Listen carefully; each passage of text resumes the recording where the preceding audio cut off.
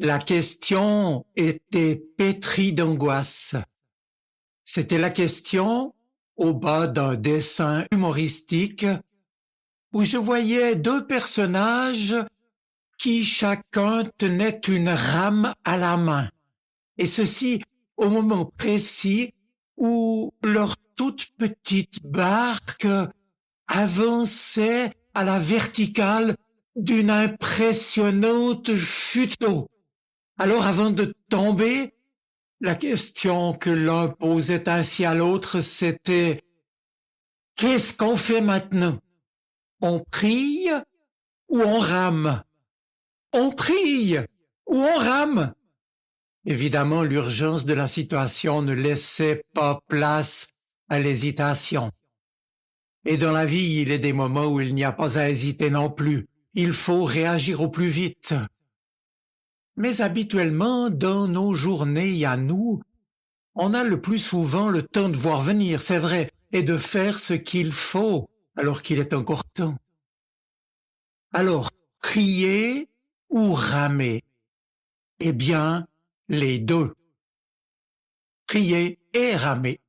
Car, pour résoudre un problème, il faut aussi avoir la lucidité et le courage spirituel de le poser. Je veux dire de s'arrêter et de prier pour le déposer devant Dieu notre Père, qui nous écoute et qui prend soin de ses enfants. Alors mes amis, quand on m'a demandé de traiter du thème « Conversation avec une intelligence artificielle et pourquoi la prière lui est supérieure », je vous avoue que cela m'a surpris et j'ai essayé de comprendre. Ce d'autant qu'il y a quelques jours, en récompensant les chercheurs Hinton et Hopfield pour leurs travaux sur les réseaux de neurones et les algorithmes, le comité du prix Nobel de physique a choisi de mettre l'intelligence artificielle et son apport sous le feu des projecteurs. Et j'ai écouté très attentivement ce qu'en disait Yann LeCun, le grand spécialiste de l'intelligence artificielle. Mais je n'ai pas été plus avancé. J'ai ouvert mon dictionnaire, le petit Thierry en 2 volumes. Je n'y ai rien trouvé. Alors j'ai bien dû me résoudre à consulter l'encyclopédie informatique, éditée, je crois, par notre frère Christophe Verba. Ce que j'ai compris, c'est que dans un monde de plus en plus dominé par la technologie, où l'intelligence artificielle précisément joue un rôle croissant dans nos vies, il est crucial d'explorer les dimensions spirituelles spécifiques à notre humanité. Ainsi, la prière comme pratique spirituelle des chrétiens revêt en effet une importance unique et irremplaçable. Et cela parce que la prière, je le dis d'emblée, est un acte de confiance et d'humilité qui nous permet d'établir une relation intime avec Dieu. Contrairement à l'intelligence artificielle, qui est une création humaine, la prière est un dialogue spirituel où chacun peut communiquer avec notre Dieu, recherchant auprès de lui aide et soutien, guidance et réconfort. Il est clair que cette connexion, si je puis dire, va au-delà des algorithmes et des données statistiques que redonne et que nourrit la machine. Elle touche la prière à l'essentiel même de notre spiritualité humaine. Et cela n'a rien à voir avec l'optimisme. Alors permettez-moi une petite digression. Chaque jour que Dieu fait, on nous met en avant des personnes qui veulent nous apprendre comment transformer les adversités en changeant simplement d'attitude vis-à-vis de ce que nous ne pouvons pas changer. Et tous ont une chose en commun, ils sont reconnaissants, heureux et surtout optimistes. En fait, ces 3 caractéristiques n'en font qu'une. Ils sont heureux sur tous les plans imaginables grâce, disent-ils, à une attitude positive devant la réalité, grâce à leurs bonnes intentions. Mais il faut le dire haut et fort, les pensées positives n'ont pas le moindre pouvoir sur ce qui nous arrive. Et il ne s'agit en rien de comparable avec ce que la médecine appelle l'effet placebo. Alors, j'en ai un peu ras la casquette des gens qui au fond ne sont pas honnêtes avec eux-mêmes. Et à ce propos, on peut affirmer que l'optimiste choisit d'espérer le meilleur en s'enivrant en quelque sorte de pensées magiques et en imaginant un avenir merveilleux. Et dire à contrario que le pessimiste, lui, traverse la souffrance en espérant que les choses s'amélioreront. Mes amis, on le sait tous, la vie est faite d'incertitudes. Ce n'est peut-être qu'en l'acceptant que l'on passe de l'enfance à la maturité spirituelle. Dès lors, maintenant, revenons à notre sujet.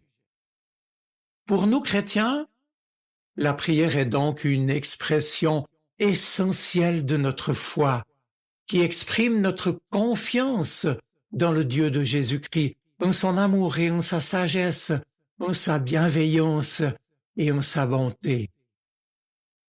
Dans la prière, tout simplement, nous confions nos préoccupations, nos peines et nos joies avec nos maux à un Père qui nous connaît personnellement. Or, l'intelligence artificielle, bien qu'elle puisse analyser des émotions et des situations, ne peut offrir cette compréhension personnelle, car elle n'en partage en rien la nature spirituelle. C'est une machine qui nous parle. Et puis, la prière procure un réconfort inestimable face aux épreuves de la vie. Et les chrétiens, réalisant qu'ils ne sont pas seuls dans leur lutte, du fait qu'ils peuvent remettre leurs soucis entre les mains de Dieu. Cela ne peut évidemment pas être reproduit par l'intelligence artificielle qui ne peut pas offrir de véritables émotions ou un soutien spirituel, même si, c'est vrai, elle peut fournir des conseils basés sur des données, mais qui jamais ne remplaceront le pardon, la paix, la libération émotionnelle et spirituelle que la prière peut apporter. Et quand elle est pratiquée en communauté, la prière renforce le lien fraternel entre les membres, le culte, un groupe de prière, une retraite spirituelle permettent de renforcer cette solidarité et l'unité au sein de la communauté chrétienne. Ainsi, la prière favorise ce sentiment de solidarité parmi les chrétiens qui crée un environnement où on peut partager ses défis, ses succès. Faut-il encore ajouter que dans des moments d'épreuve, de crise personnelle ou de doute, la prière offre une voie de retour vers le Seigneur et l'espérance. Les chrétiens peuvent poser leurs questions, chercher des réponses et expérimenter la guérison spirituelle à travers la prière.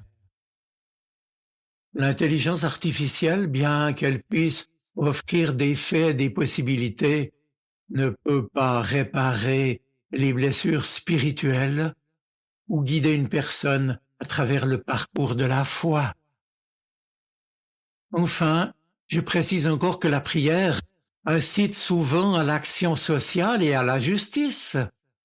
Elle peut inspirer les chrétiens à s'engager activement pour apporter des changements positifs inspirés de l'Évangile.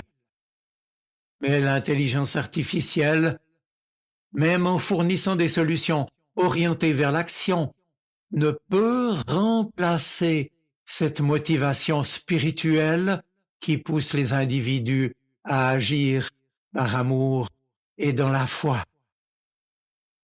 Maintenant, comment alors prier et ramer, comme j'en parlais avant, pour concrétiser tout cela? Eh bien, abordons brièvement le Notre Père. Il est en Matthieu 6, versets 9 à 13, qui n'est pas simplement à réciter, mais qui est notre modèle de prière. Il est en effet formé de 7 demandes.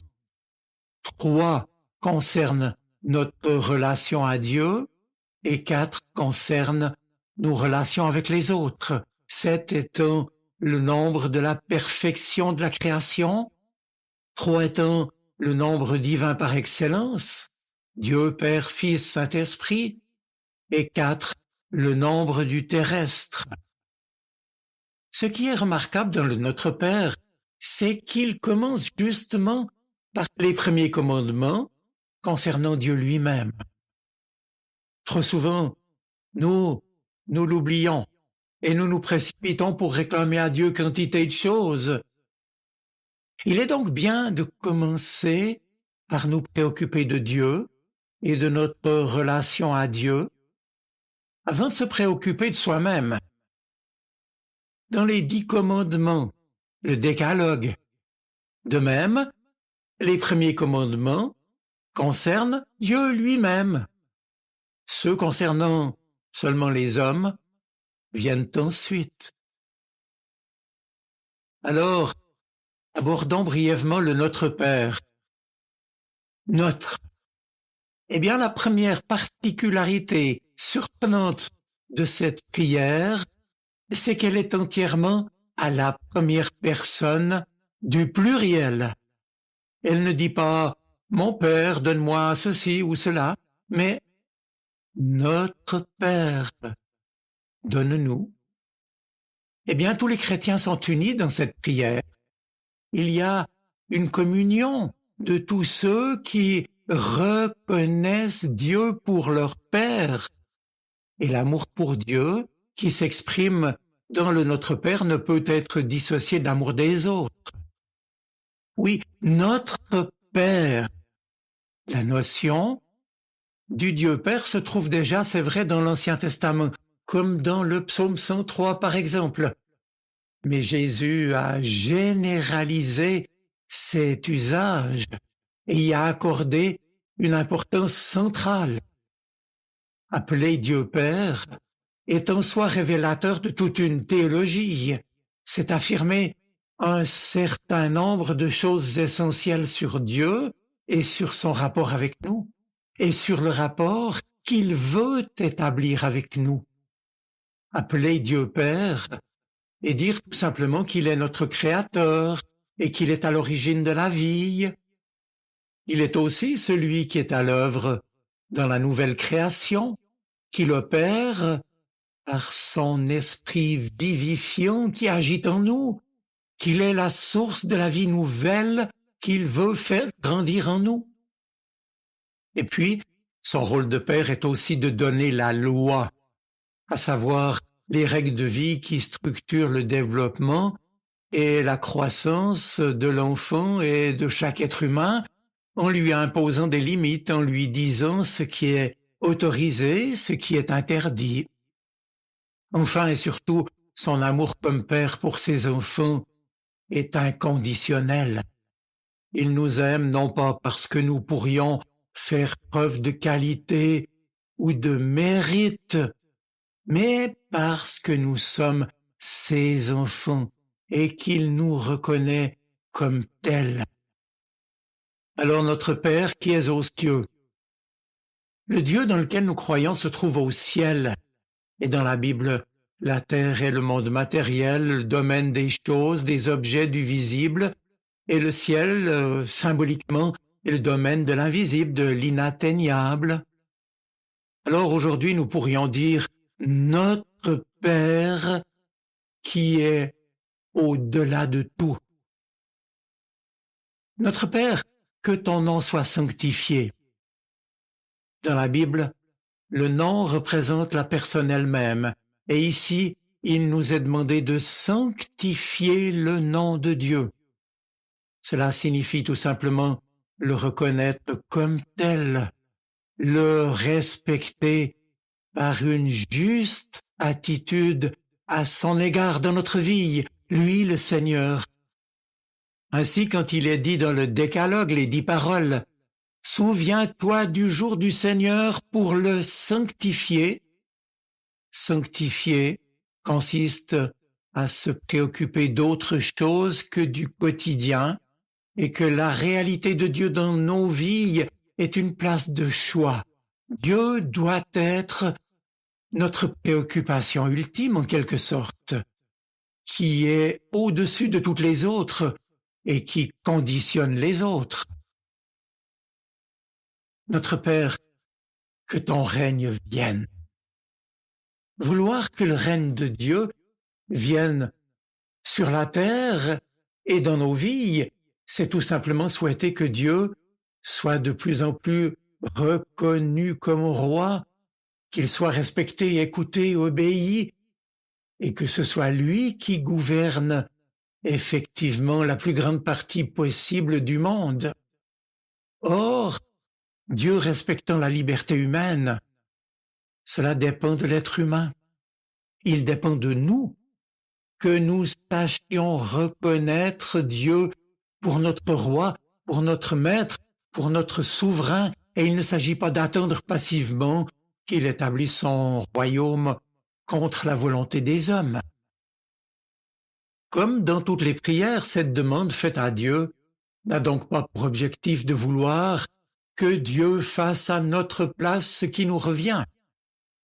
La prière est une demande qui nous engage, une demande que nous exprimons dans la foi et la confiance sincère en Dieu, parce que nous savons que nous avons besoin de son aide et de sa force pour qu'il nous aide à vouloir vraiment, à accomplir le mieux possible ce dont il est question.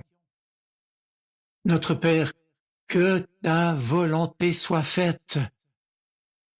Certains pourraient voir dans cette demande une sorte de fatalisme. Mais ce dont il est question ici, c'est bien de comprendre que tout ce qui arrive n'est pas précisément la volonté de Dieu. Et là, on comprend que le mal est ce qui s'écarte du projet divin, ce qui passe à côté. Dieu, ainsi, est à l'œuvre pour que progressivement ce soit donc sa volonté qui soit faite, son plan créateur qui s'accomplisse. Ainsi, le rôle essentiel de l'homme, et a fortiori celui du chrétien, sa vocation, est donc d'accepter de prendre part à la création de Dieu en disant « Seigneur, que je sois capable d'accomplir ta volonté dans ma vie, sur cette terre, et non la mienne. » Oui, cette demande, comme toute prière, je le répète, nous engage nous aussi. Que ta volonté soit faite sur la terre comme au ciel. Le ciel, je l'ai dit, c'est le monde spirituel, le domaine de Dieu. Dans le domaine du terrestre, de nombreux événements arrivent qui ne sont pas forcément la volonté de Dieu. Le mieux que nous puissions faire est de mettre notre propre capacité d'action dans ce monde au service de la volonté de Dieu pour que ce monde terrestre, et d'abord ce monde autour de nous, dans nos vies d'abord et autour de nous, puisse devenir un peu plus à l'image du ciel, qui est le seul lieu où Dieu règne véritablement et totalement. Cela dit, mes amis, on pourrait s'étonner que les demandes d'aide de Dieu pour nous viennent après les 3 grands objectifs exposés dans les 3 premières demandes que nous venons d'évoquer. Mais c'est justement pour demander l'aide de Dieu qu'il nous faut déjà savoir dans quel but, pour quel objectif. Il faut d'abord se sentir appelé par Dieu et vouloir œuvrer pour lui, et ensuite seulement nous pouvons mesurer notre faiblesse et vouloir y parvenir avec son aide.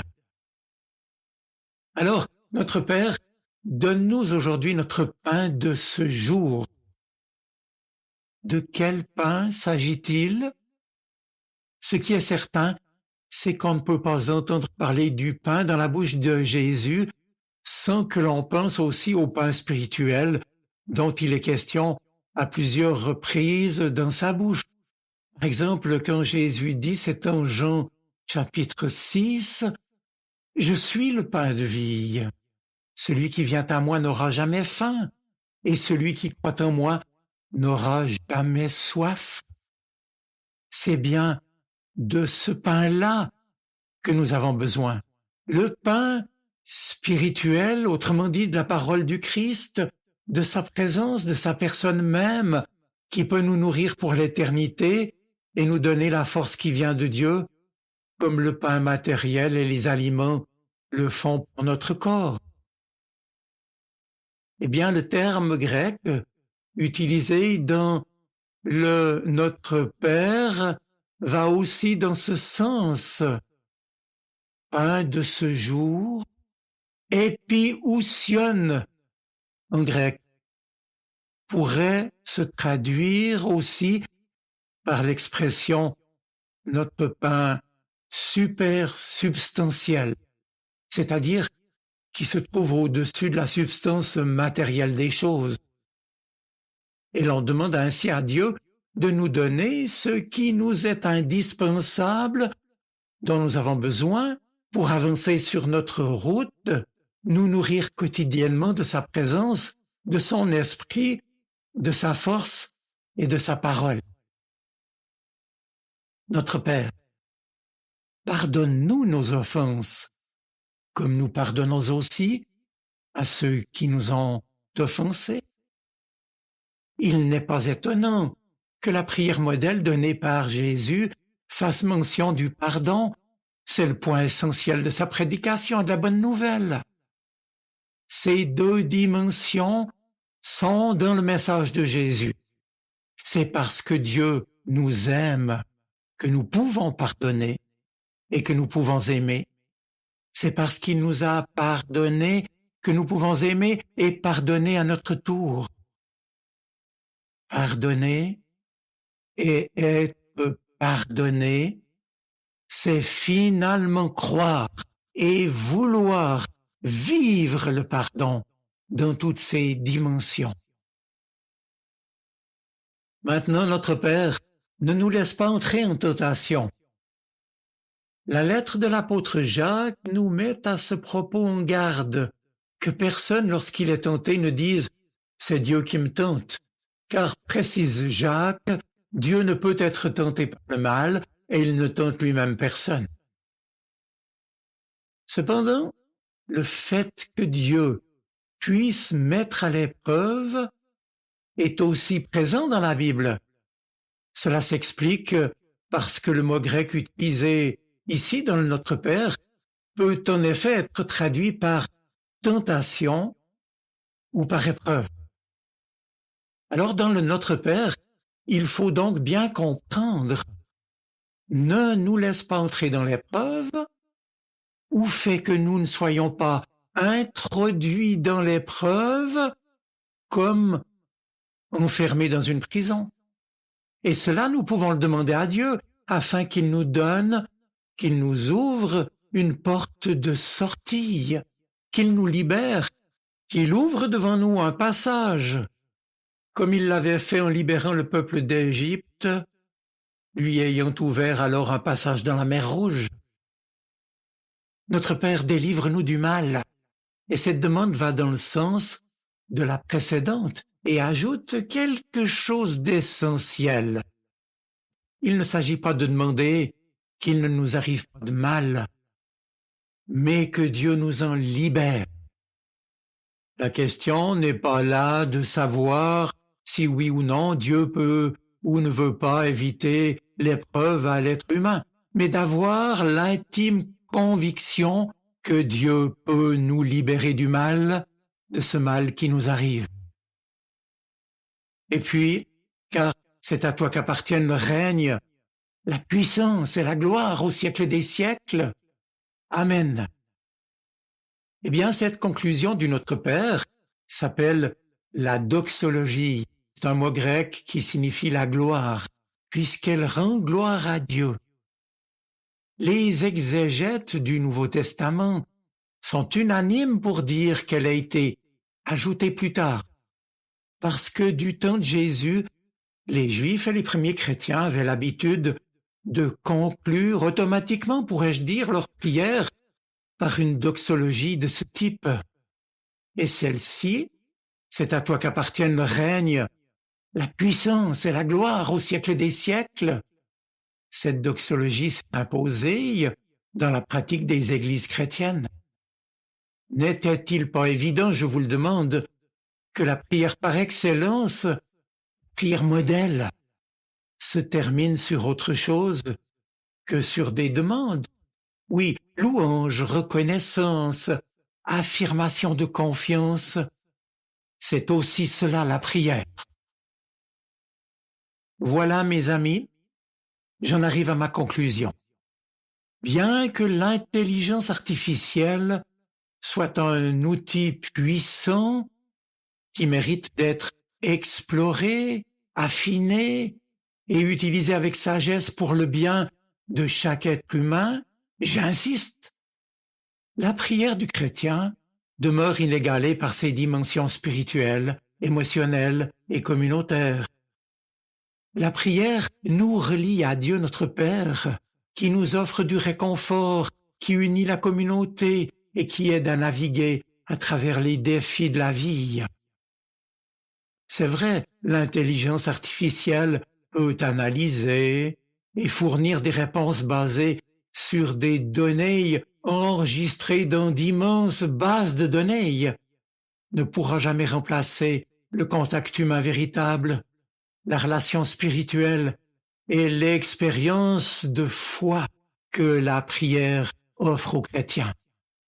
Dans une époque de complexité technologique, cet aspect fondamental de la vie chrétienne, la prière, doit être encouragée et cultivée, car c'est elle qui exprime le mieux notre quête de trouver en Jésus-Christ notre plénitude. La prière est communion avec Dieu et union avec lui. La prière est un élan vers Dieu, un échange d'amour qui nous fait vivre. Mes amis, soyez bénis. Amen.